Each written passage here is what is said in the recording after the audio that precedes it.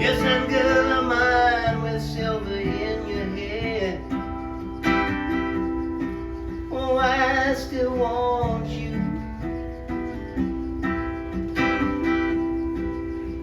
Oh, it's getting hard to be easy now. Couple of kids, mahogany dread, but happy days are still ahead.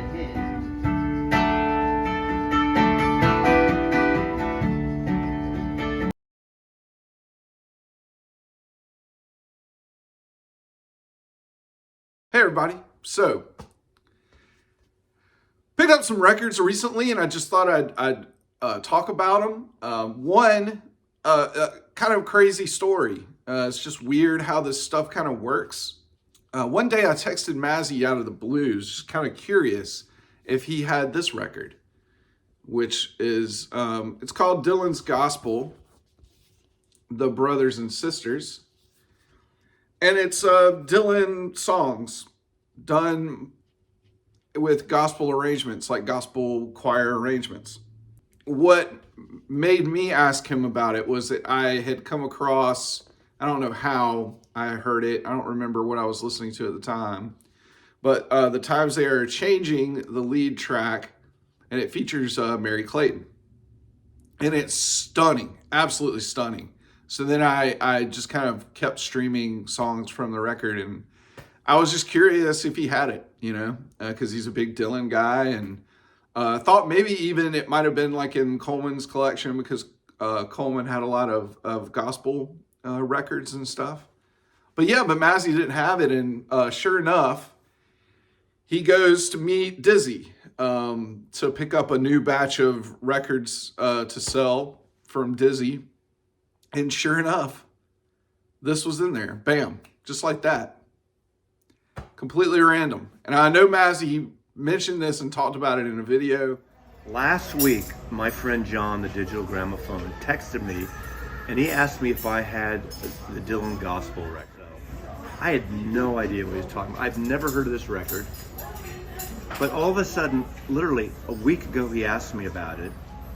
And now it's here. Pretty fucking cool, actually.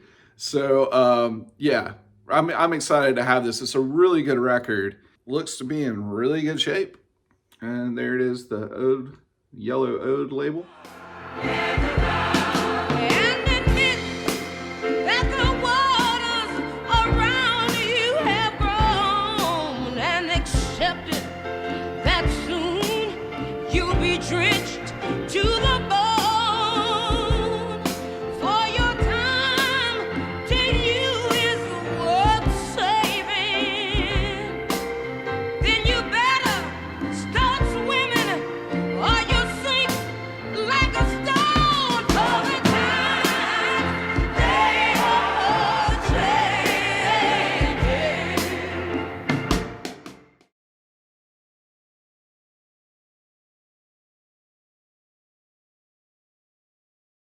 There was a recent auction on Carolina Soul. It had a lot of R&B and soul records, some very rare collectible records that, of course, were going for insane prices.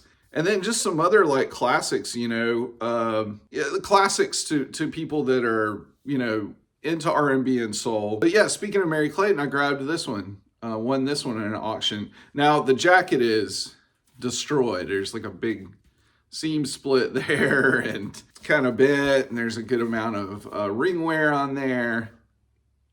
But the record was listed as VG Plus, and I haven't cleaned it and spun it yet, you know, and I got this for $17.50, I think was the winning bid. There's the Ode label.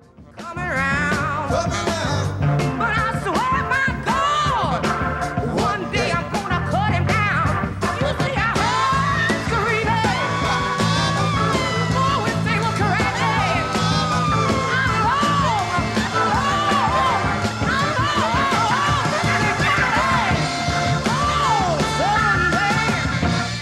Keep your head up, forget what you're. Well, The next one I got was this Ohio Players Ecstasy. And it's actually on the Bellafon label, which is, so it's a European pressing, German, I believe. Actually, to be specific, a German pressing. There's the label on there. But again, still haven't listened to it. I still need to clean it and spin it. But the winning bid on this was $13. And it's in excellent condition. I love the Ohio Players, but especially, you know, the earlier albums, the Westbound material, especially, is just, you know, super funky.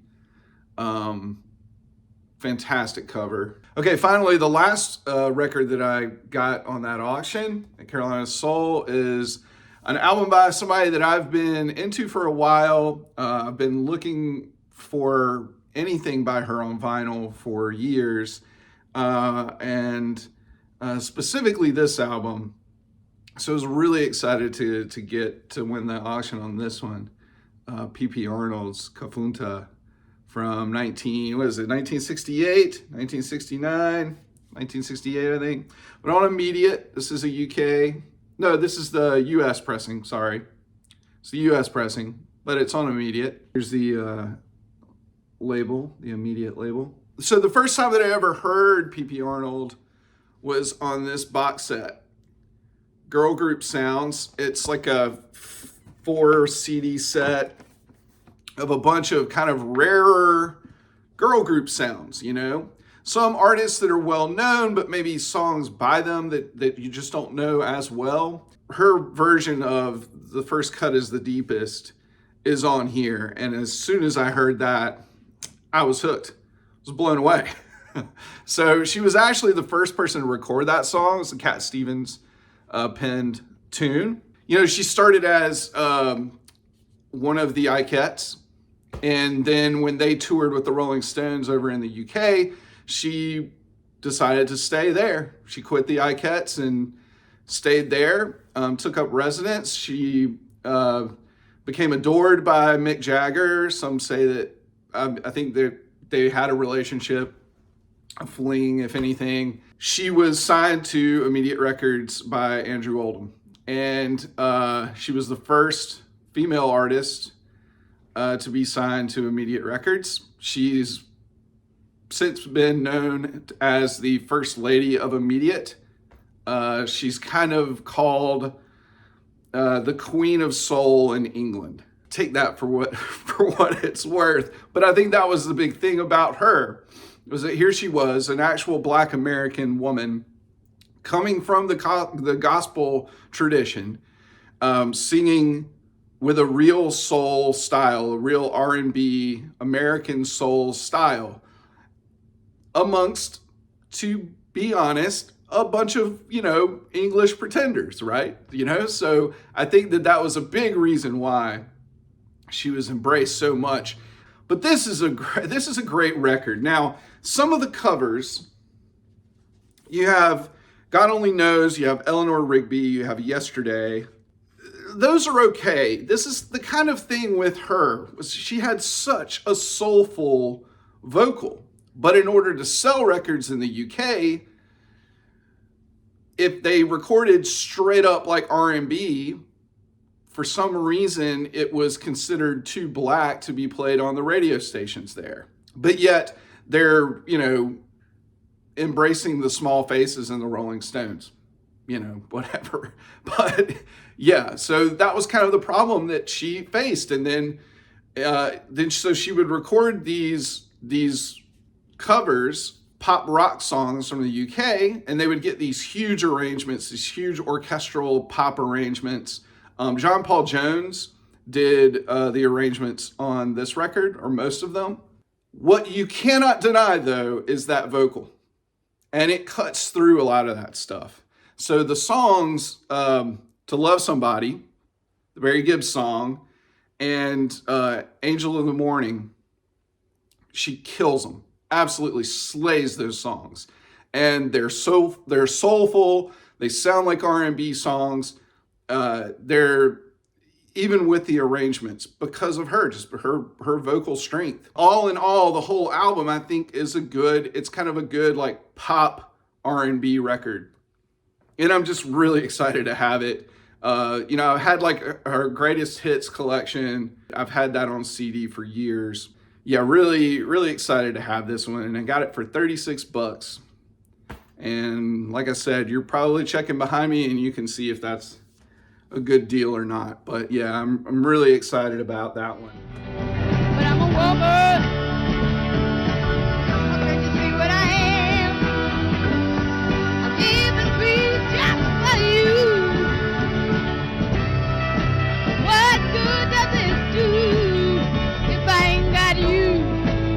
If I ain't got you, I say that you don't know what it's like. Maybe you don't know what it's like to love somebody, to love somebody the way I love.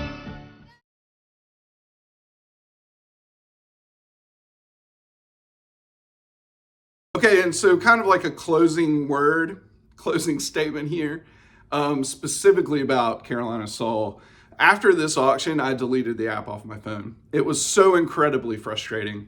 I scored 3 really good records for good deals. The ridiculous, like, collectible psych rock and even classic rock records have been sky high on eBay for years, eBay in general, but especially those Carolina Soul auctions. I think all of us know how insane the jazz prices have gotten. I was on there all weekend looking at this auction, sought after record after sought after record that I really wanted. I'd put in what my max bid was going to be on it, in the last minute, like we all do, and it would be surpassed by $30, $30, $40 in some cases. It was ridiculous. Here are 3 prime examples of how ridiculous it got. There were 3 Impressions albums listed. This Is My Country from 1968. What's the one called? It came shortly after that one from like 69. The Mod something, the Impressions. That one was a VG plus record. This Is My Country was sealed. And then they had the later one that came out in the 70s, like 73 or 74, after Curtis had left the group. It was sealed. We walked into a record store, and found a used copy of that record. You could get it for, $10. The other 2 were a little bit more sought after because Curtis is still in the group. And it's kind of prime, late 60s, like Impressions, right? The VG plus one that was like opened went for $100. That is insane. You could buy VG plus copies of that record for $25 on Discogs at the time that auction went through. Why is somebody paying $100 for that? In the heat of the moment on an auction, it makes absolutely no sense. This Is My Country that was sealed. That one ended up going for like $80. People will overpay for sealed records. I can kind of understand that one a little bit, but still should not be going for that amount. So it was, and there were a bunch of other cases of that. It just was so frustrating to the point where it was just like, I'm done. I'm not doing this anymore. I'm done with eBay. Gone. I'm done. I'm just not doing it anymore. And I won't look at it. So I just deleted it off my phone. Because that's where I really get in trouble, is on my phone. What's the point? It's not fun anymore. It's not, and this has been happening for a while. So this is not new. Like, people are fully aware of this. But I'm done with it. I don't need that shit. I'll take these last 3 records as wins. Happy to add those to my collection. And here endeth the rant. Hope everybody else is doing well out there. We're moving towards spring. Nearing the end of the college basketball season. March Madness will be upon us before we know it. My favorite time of year, to be honest. So yeah, hope everybody again is doing well, and we'll see you in the next one. All right, bye. Digital gramophone makes no sense.